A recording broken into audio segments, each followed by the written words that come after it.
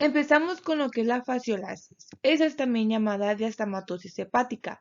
Es una zoonosis común en animales herbívoros y menos frecuentes como enfermedad humana. Es producido por dos parásitos diferentes. Uno es el fasciola hepática y el otro el fasciola gigántica. La fasciola hepática mide de 2 a 3 centímetros de largo por 1 centímetro de ancho. Es aplanada, hermafroditada y posee dos ventosas. Son hermafroditas y los órganos genitales masculino y femenino están muy desarrollados, ramificados y poseen un orificio o poro genital cercano a la ventosa ventral, y su aparato digestivo consiste en faringe, esófago y el intestino ciego, dividido en dos tubos ramificados. Esta enfermedad es de mayor importancia en el área de veterinaria, pues afecta principalmente al ganado vacuno, el cual puede producir pérdidas económicas muy importantes. La enfermedad humana se presenta en forma endémica en algunos países como Bolivia y otros de Sudamérica. Se presentan casos esporádicos en todo el mundo siempre que existan los caracoles apropiados como huéspedes intermediarios. Y la prevención se va a hacer evitando comer las plantas acuáticas crudas y el control se basa en la eliminación de los caracoles. En su ciclo de vida tenemos que los huéspedes definitivos son animales herbívoros y ocasionalmente el hombre. Los parásitos se localizan en el hígado, donde los huevos son eliminados por la bilis y deben caer al agua para liberar una larva llamada miracidio, que invade a caracoles como primeros huéspedes intermediarios.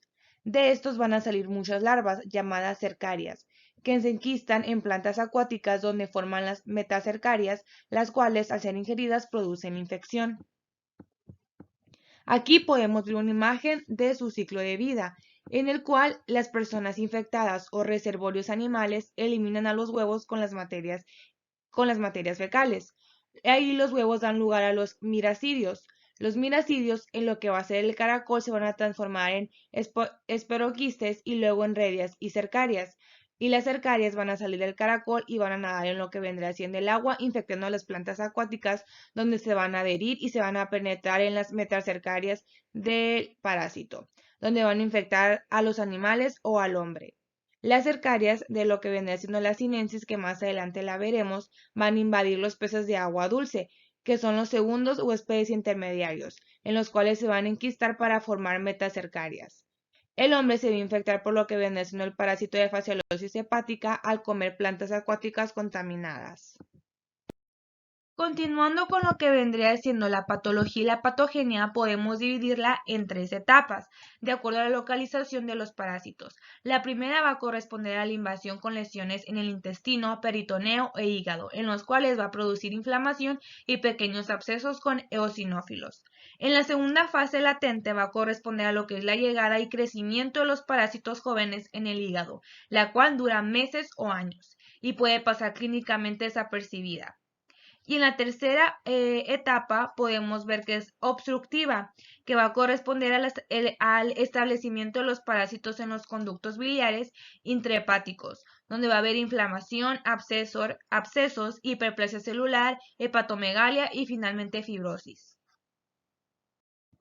Después podemos encontrar lo que son las manifestaciones clínicas, las cuales se van a dividir en diferentes fases, en la cual tenemos la fase invasiva o la aguda, en la cual se va a presentar fiebre, hepatomegalia, hiperosinofilia y en algunas ocasiones puede haber mialgias y urticaria.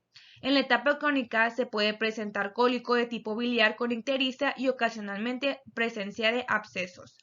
En la En su diagnóstico tenemos que más que nada es por la observación de huevos en bilis o materia fecal, pero también pruebas de imagen son muy importantes como los sería el TAC y también hay una prueba ELISA. En su tratamiento tenemos que el tricabendazol es el medicamento más efectivo en el área veterinaria y se puede utilizar en humanos en diferentes países. También está el betional y la nitazoxanida que tienen el mismo efecto pero no son tan utilizados. Los esquistosomas son parásitos cilíndricos de 1 a 2 centímetros y ambos sexos vivirán unidos de forma permanente, de tal manera que la hembra se aloja en un canal que presenta el macho a lo largo de su cuerpo.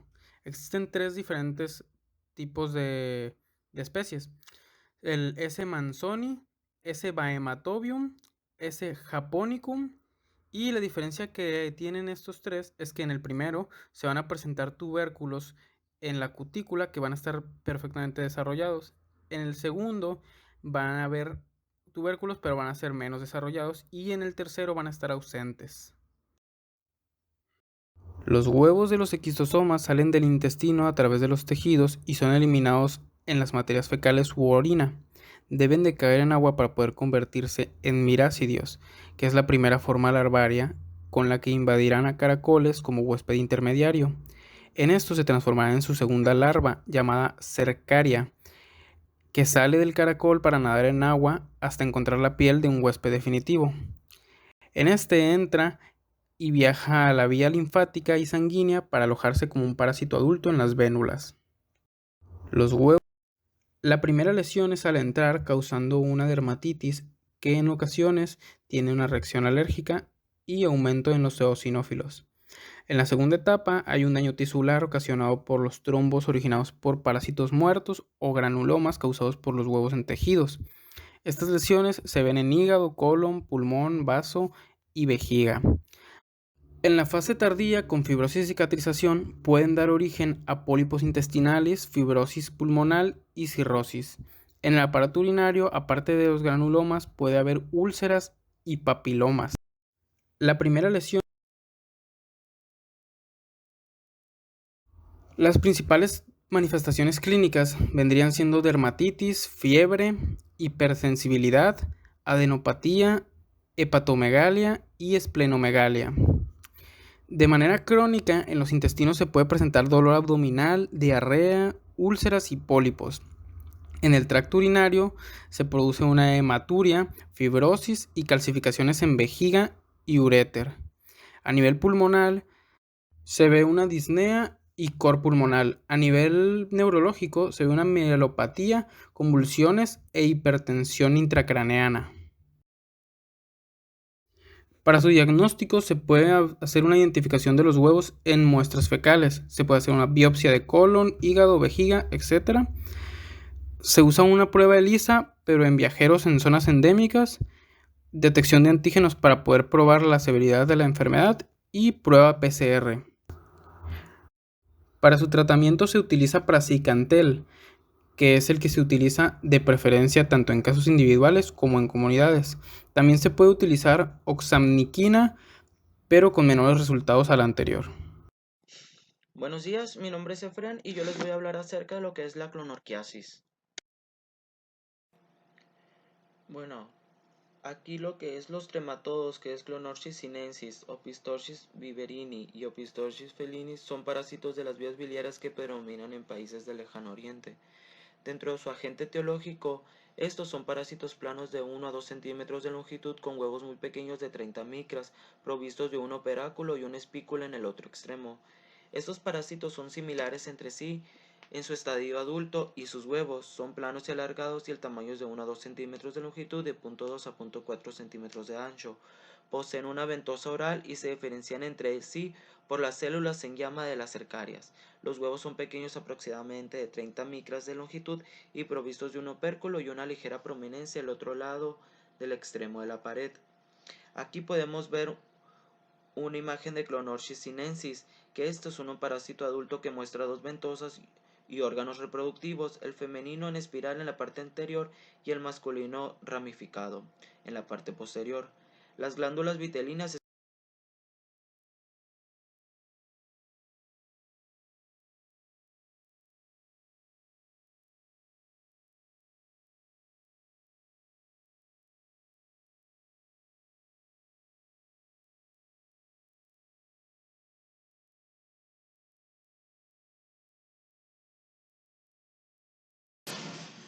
Dentro de su epidemiología, esta es una parasitosis del sureste asiático que se adquiere por ingesta de pescado crudo. En América del Sur se han descrito algunos casos esporádicos por ser esta una zoonosis. La prevención y el control son difíciles, pero la destrucción de los caracoles y la recomendación de no comer pescado crudo son métodos utilizados en las zonas endémicas. Dentro de su patogenia, esto pues en los canales biliares hay inflamación y fibrosis, puede llegar a ser causa de una cirrosis hepática y predisponer a un carcinoma hepático. La patogenia principal reside en los canales biliares, en los cuales hay irritación y engrosamiento de la mucosa, lo que lleva a una fibrosis o a una colangitis. En casos avanzados se puede presentar alguna cirrosis. En enfermedades crónicas, estos casos graves producen una caquexia, edema y ascitis. En casos severos hay hiperplasia adenomatosa alrededor de los conductos biliares, necrosis y atrofia de las células hepáticas. Puede afectar a la vesícula biliar con una hiperplasia y fibrosis, y en casos crónicos pocos síntomas y signos específicos, excepto por una presencia de una hepatomegalia.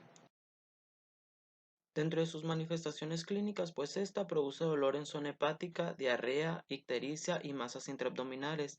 La complicación más importante es la obstrucción biliar y el colangiocarcinoma. Dentro de su diagnóstico, pues el diagnóstico confirma por la tratamiento y prevención, pues el antibiótico en el cual se recomienda usar el método de recuento de huevos de Cato tanto en pacientes para saber la intensidad de la infección. La prueba de PCR en tiempo real puede hacer un diagnóstico de una sensibilidad del 97 dando dosis de 60 a 75 se ha utilizado también por algunas pruebas inmunológicas como la de 1 o 2 días, que es con anticuerpos. Y dentro de su prevención, pues la prevención y el control se basan en programas de educación para disminuir el consumo de pescado crudo, eliminación de los caracoles como huéspedes intermediarios y tratamientos comunitarios.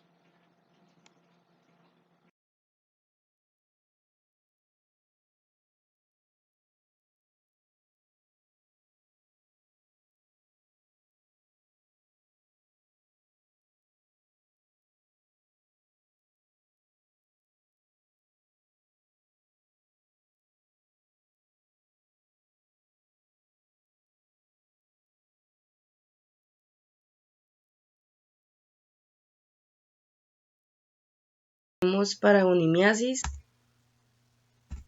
En características, esta también es llamada distomatosis pulmonar. Se han identificado 50 especies, pero solamente 10 se han encontrado en humanos. El más común es Paragonimus westermani. Estos son ovalados de 1 centímetro a 2 de longitud y 0.5 de ancho, son de color café, tienen espinas pequeñas en cutícula y su huésped definitivo es el animal, pero ha habido ocasiones que también es el hombre. Aquí está una imagen de lo que es Paragonimus westermani, que podemos observar que va a tener 2 ventosas, una oral y una ventral. También podemos observar que tiene ovario, útero y testículos, podríamos decir que es hermafrodita. En las especies que afectan al hombre tenemos a westermani, como les había comentado, más común en países orientales, en África el africanus, en América Quelicoti mexicanus, caliensis, peruvianus, ecuadoriensis, amazonensis, rudis, napensis, inca, entre otros. Tenemos paragonimiasis. En su ciclo de vida, los huevos sin embrionar van a ser excretados por esputo o alternativamente van a ser degluidos o excretados en las heces. En el ambiente externo de los huevos van a eclosionar y los miocardios buscan su primer hospedador intermediario, como lo es un caracol. Van a penetrar los tejidos suaves. Los miracidios pasan por varios estadios de desarrollo en el caracol. Primero van a ser esporoquistes, redia y lo que más tarda a ser cercarias. Van a emerger del caracol. Las cercarias van a invadir el segundo hospedador intermediario, que es un crustáceo, que puede ser un cangrejo o langostino, donde se enquistan convirtiéndose en metacercarias. Este es el estadio infectante para el mamífero hospedador. La infección humana por westermani tiene un lugar por ingerir cangrejo o langostino mal cocido o en salmuera infectado con las metacercarias. Las metacercarias eclosionan en el duodeno y van a penetrar a través de la pared intestinal hacia la cavidad peritoneal. Cuando atraviesa la pared abdominal y el diafragma, va a llegar hacia los pulmones donde se van a encapsular y se van a desarrollar en adultos. Manifestaciones. Va a haber síntomas abdominales y torácicos. Por la migración de los parásitos inmaduros, los síntomas pulmonares son semejantes a tuberculosis, que va a producir tos, expectoración hemoptoica y a veces fiebre. Pero la principal diferencia con tuberculosis es que los pacientes van a conservar un buen estado general. Las localizaciones extrapulmonares se van a producir sintomatología neurológica grave, en casos de que hay una invasión cerebral y nódulos indoloros en la piel cuando se tiene una localización subcutánea. Para que el hombre se infecte se requiere la ingestión de cangrejos o crustáceos de agua dulce, como pudiera ser camarón, cangrejo o langosta, ¿no? Esto es muy común en Asia por su tipo de gastronomía y su tipo de cultura, pero también es muy común en Ecuador y Perú, ya que se acostumbra a comer estos crustáceos simplemente en limón, no sin cocción, en ceviche. La prevalencia va a aumentar en áreas en donde existen reservorios bien sean de animales o humanos y donde estén presentes los dos huéspedes intermediarios apropiados, como se vendría a ser un caracol y un crustáceo. Se considera que diagnóstico y prevención. En su tratamiento tenemos paracicuantel, que va a ser el tratamiento de preferencia, pero se debe combinar con corticosteroides, ya que se pueden producir convulsiones y otros síntomas cerebrales debido a la inflamación causada por los parásitos destruidos por el medicamento. También se ha utilizado triclavendazol con buena eficacia. El paracicuantel tiene una curación de 100% y la triclavendazol de 80 al 100%. Su diagnóstico se va a hacer por medio de la observación de los huevos, que más o menos es en la semana 8 o 10 después de la infección, en la materia expectorada o en la materia fecal. Se puede utilizar pruebas de PCR, serológicas y la detección de antígeno. También los procedimientos imaginológicos nos ayudarían mucho. También existe lo que es la prueba paragonimina cutánea. En su prevención, pues sería evitar la ingestión de cangrejos de agua dulce y acóciles crudos o mal cocidos.